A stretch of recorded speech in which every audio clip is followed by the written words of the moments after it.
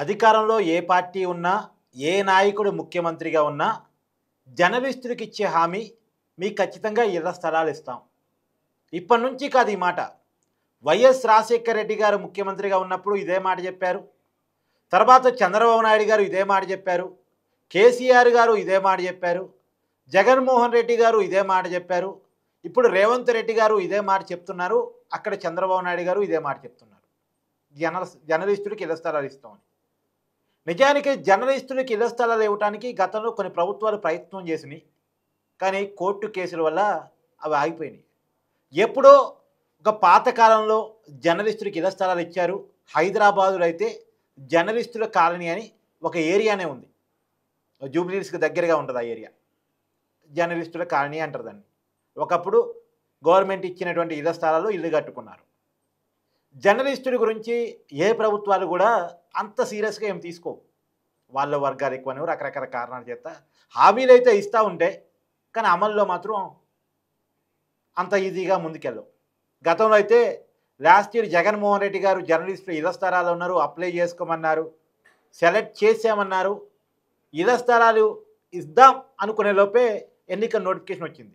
నిజానికి ఎన్నికల నోటిఫికేషన్ వచ్చే ముందు నోటిఫికేషన్ ఎందుకు జారీ చేయాల్సి వచ్చింది, అప్పుడే ఎందుకు కొద్దిగా ముందు ఇవ్వచ్చు కదా అనేటువంటి చాలామందిలో డౌట్స్ ఉన్నాయి.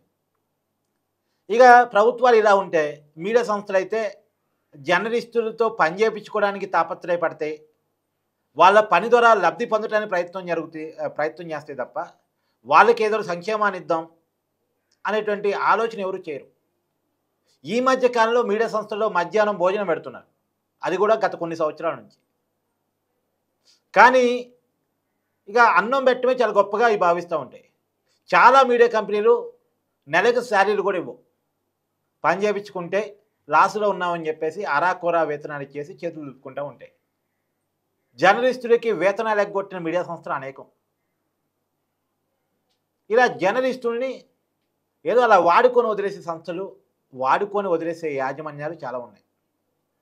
నేను 10 టీవీ కమ్యూనిస్టుల చేతుల్లో నుంచి మైహం రామేశ్వరరావు గారు కొనుక్కునే రోజుల్లో, అంటే యాజమాన్య మార్పిడి జరిగే విషయంలో, మార్పిడి సమయంలో అప్పట్లో కొంత చర్చ జరిగింది. 10 టీవీని ఒక రియల్ ఎస్టేట్ వ్యాపారి తీసుకుంటున్నారు.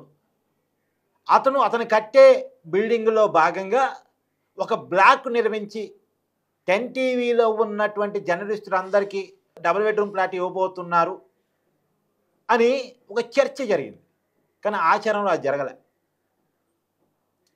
కానీ ఎవరు కూడా అంత దూరం వెళ్ళి ఆలోచించారు. కాకపోతే ఆయన చేతిలో తీసుకున్న తర్వాత మధ్యాహ్న భోజనం పెట్టించారు, వేతనాలకు పెంచారు, అంతవరకే జరిగింది. టైంకి శాలరీలు ఇస్తున్నారు. TV9, 10 టీవీ ఇప్పుడు ఆయన చేతిలోనే టైంకి శాలరీలు ఇస్తున్నారు, ఇంక్రిమెంట్ జరిగాయి, మధ్యాహ్న భోజనం జరుగుతుంది. కానీ ఆ చర్చ జరిగిన విధంగా డబుల్ బెడ్రూమ్ ఇచ్చే అంతగా ఆయన మనసు వెళ్ళలేదు. సరే, అది పక్కన పెట్టి ఇది మేబీ సోషల్ మీడియాలో వచ్చిన పుకారు కావచ్చు ఆ రోజు జరిగిన చర్చ కూడా.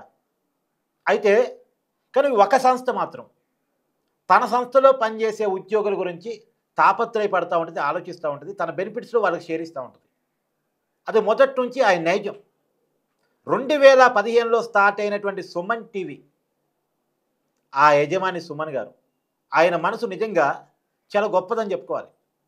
ఇన్ని మీడియా యాజమాన్యాలను చూశాను నేను, కానీ ఆయన చాలా డిఫరెంట్. ఆయన ఎదుగుతూ ఆయనతో పాటు తన ఉద్యోగులను కూడా ఆర్థికంగా ఎదిగేలా చేస్తారు. ఆయన తన సంస్థలో వచ్చేటువంటి లాభాల్లో ఉద్యోగులకి వాటా ఇస్తారు. ఆయన గతంలో మనం చూసాం, ఒక్కసారిగా 5 లక్షల శాలరీలు పెంచారు. అంటే ఎవరెవరైతే సుమన్ టీవీని భుజాల మీద పెట్టుకొని లేపారో వాళ్ళకి CEO అనేటువంటి ఒక పొజిషన్ ఇచ్చి బెంచ్ కార్లు ఇచ్చారు. ఆయన 5 లక్షల వేతనాన్ని ప్రకటించారు. మీడియాలో 5 లక్షల వేతనం అనేది ఇంపాసిబుల్. అసలు 5 లక్షలు కాదు కదా, 50,000 ఉంటే చాలా గొప్ప. కానీ ఒక్కసారిగా సుమన్ టీవీ 5 లక్షల వేతనాన్ని కొంతమంది జర్నలిస్టులకు ఆఫర్ చేయటం అప్పుడు మీడియాలో పెద్ద చర్చ అయింది. మొన్న సుమన్ టీవీ 10వ వార్షికోత్సవంలో ఆ సంస్థలో 5 సంవత్సరాలుగా క్రమం తప్పకుండా పనిచేస్తూ 75,000 కంటే తక్కువ వేతనం ఉన్నటువంటి వాళ్ళని ఎంచుకొని, సహజంగా 75,000 కంటే సుమన్ టీవీలో ఎవరు తక్కువ ఉంటారు? కెమెరామెన్లు, SCOలు, వీడియో ఎడిటర్సు, ఈ డిపార్ట్మెంట్స్ వాళ్ళు ఉంటారు. వీళ్ళకి ఎట్టి పరిస్థితుల్లో న్యాయం చేయాలి, వీళ్ళ చిన్న కుటుంబాలని చెప్పేసి ఆయన తన డబ్బులతోటి 23 మందికి డబుల్ బెడ్రూమ్ ఫ్లాట్ ప్రకటించారు. ఒకసారి మీరే వినండి. 2015లో ఇద్దరితో మొదలైన సుమన్ టీవీ ఈరోజు 1000 పైగా ఎంప్లాయీస్తో దేశంలోని గొప్ప డిజిటల్ మీడియా నెట్వర్క్గా ఎదగడం చాలా గర్వంగా ఉంది, చాలా సంతోషంగా ఉంది. నేను ఎలాంటి పెట్టుబడి లేకుండా ఈ సంస్థను స్థాపించాను. ఇది ఎంత గ్రో అయినా దాంట్లో ఎంప్లాయీస్కి ఓ పార్ట్ ఉంటుందని నేను ఎప్పుడు అనుకుంటాను. ఓ పాలసీ తీసుకొని వచ్చాం. కంటిన్యూగా 5 years జర్నీ చేసి 75,000 కన్నా తక్కువ శాలరీ ఉన్న ఎంప్లాయీస్కి 20 మందికి 2 BHK ఫ్లాట్స్ ఇవ్వడం జరగబోతుంది.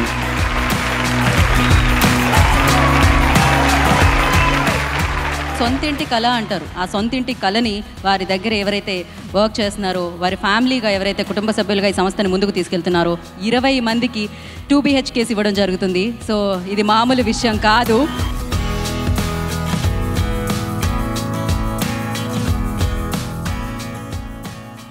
ఇలాంటి సంస్థ, ఇలాంటి వ్యక్తి నిజంగా వర్ధిల్లాలి అని చెప్పొచ్చు. ఎందుకు అంటే ఇందా చెప్పాను కదా, ప్రభుత్వాలు చేయలేని పని, శాటిలైట్ ఛానల్స్లో ఎక్కడా జరగని పని సుమన్ టీవీ చేసి చూపిస్తుంది. సుమన్ గారు చేసి చూపిస్తున్నారు. ఇందాక నేను చెప్పాను కదా, మధ్యాహ్న భోజనం పెట్టడమే చాలా గొప్పగా భావిస్తారని. ఈ మధ్యాహ్న భోజనాన్ని సుమన్ టీవీ అనుబంధ సంస్థలో పనిచేసే ప్రతి ఉద్యోగికి ఎప్పటి నుంచో అమలు చేస్తున్నారు సుమన్ గారు. అక్కడ ప్రతి ఎంప్లాయీకి మధ్యాహ్నం భోజనం పెడతారు. అక్కడ టాలెంట్ ఉంటే ఎంత స్థాయి గుర్తింపైనా దొరికింది. ఎంతోమందిని సామాన్యులను సెలబ్రిటీలు చేసినటువంటి వ్యవస్థ సుమన్ టీవీ. అంటే సహజంగా మీడియా ఇండస్ట్రీలో ఉన్న ఏంటంటే టాలెంట్ వాళ్ళని తొక్కేస్తూ ఉంటారు. కానీ అక్కడ మాత్రమే అవకాశం మెరుగ్గా ఉంటుంది. కొన్ని చోట్ల కూడా మిగతా చోట్ల అవకాశం ఉండొచ్చు. కానీ ఇలా డబుల్ బెడ్రూమ్ పంచేంత మనసు, ఎందుకంటే డబుల్ బెడ్రూమ్ అంటే హైదరాబాదులో అంత చిన్న ఈజీ కాదు. లక్షలు, దాదాపు ఒక 50-60 లక్షలు చేసిద్ది ఒక్కొక్క డబుల్ బెడ్రూమ్ కొనుక్కోవటం. అంటే ఒక సగటు జర్నలిస్ట్కి జీవితాంతం సంపాదించే డబ్బు ఒక డబుల్ బెడ్రూమ్ కొనుక్కోవడం సరిపోదు. అలాంటిది ఆయన ఒక మంచి మనసుతో డబుల్ బెడ్రూమ్లో పంచడం అనేటువంటిది నిజంగా అభినందనీయం. ఒక జర్నలిస్ట్గా నేను ఆయనకి యాక్సెప్ట్ చెప్తా ఉన్నాను.